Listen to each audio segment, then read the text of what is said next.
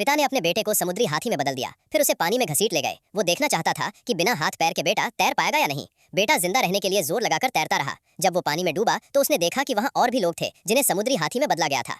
तब उसे समझ आया कि ये पहली बार नहीं था। 3 दिन पहले पिता ने बेटे को समझाया था कि समुद्री हाथी बनो और वादा किया था कि बाद में वो उसे इंसान बना देंगे। लेकिन जब बेटे ने पानी में लाशें देखी तो उसे एहसास हुआ कि मामला बहुत गंभीर है। फिर वो पानी से बाहर आया और पिता से कहा कि उसे दोबारा इंसान बना दो।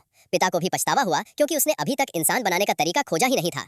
ये सुनकर बेटा दर्द में रोने लगा। पिता ने उसे समझाया कि इस समय वो बस इतना कर सकते हैं कि उसे समुद्री हाथी की तरह तैरना सिखाएं, ताकि जब वो न हो तो बेटा खुद समुद्र में जाकर मछलियां पकड़ सके। मैं इंसान बनाने का तरीका ढूंढने की पूरी कोशिश करूंगा। पिता की बात सुनकर बेटा सदमे में आ गया, लेकिन अब उसके पास इंतजार के अलावा कोई रास्ता नहीं था।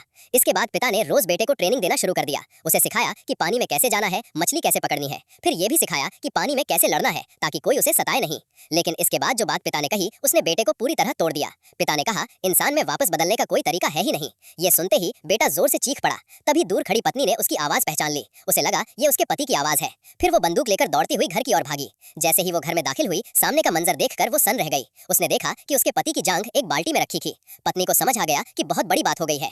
फिर वो घर के अंदर की तरफ भागी। उस समय पिता बेटे से माफी मांग रहे थे। बेटा ये सुनकर कि अब वो इंसान नहीं बन सकता, दर्द और निराशा में डूब गया। फिर अचानक गुस्से में उसने अपने समुद्री हाथी के दांतों से पिता को मार डाला। ये सब देखकर पत्नी हैरान रह गई। उसे अपने पति पर यकीन नहीं हुआ, लेकिन अब उसे सच्चाई को स्वीकार करना पड़ा।